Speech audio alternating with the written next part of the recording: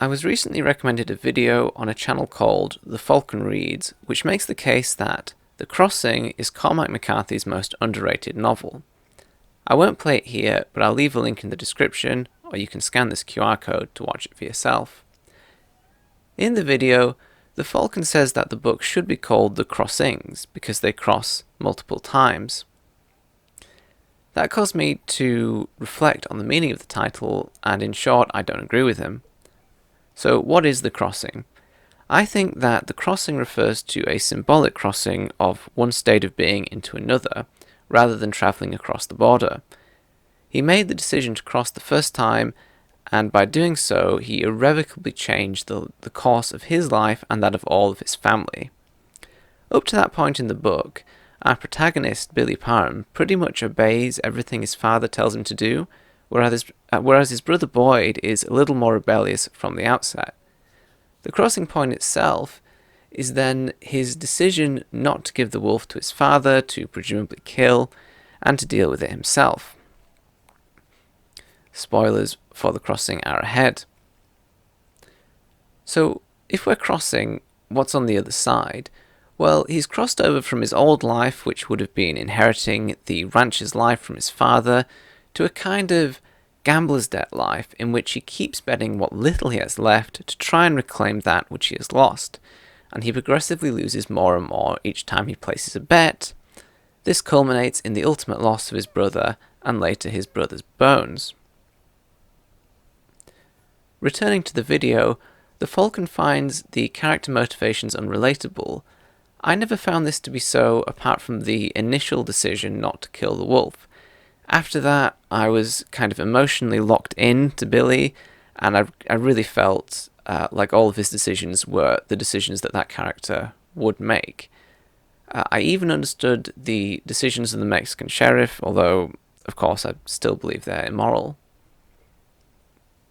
Why did they go for the horses? Well, they're not going for the horses as some logical financial decision. They're going after them to reclaim something that was stolen. Not just stolen, but stolen over the bodies of their parents, which makes their act of redemption an implicit act of revenge. And finally, what does it take to be a man? At least in the world of the Borderlands. The Falcon says that it's strange that the full-grown adults just let Billy do as he pleases, but I would contest that he is essentially a man, even though he's only 16. To some degree, the modern concept of adolescence is a recent invention. In the world of the Borderlands trilogy, I think it takes 3 things to be a man. Firstly, you need to be physically capable, so strength, you need to ride horses, make campfires, etc. Secondly, you need to be independent, you have to act on your own, and clearly Billy is doing this.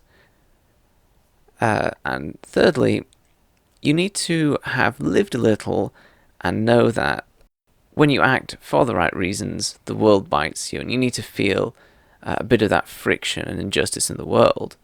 And this is morality. In my view, this is where Billy falls short, at least at the beginning. He's bitten well enough by the end. And I think this is where the logical progression of The Crossing ends and Cities on the Plain picks up. So, the secret 4th point is fortitude. You need to know that the world is going to punish you for being proper and act properly regardless.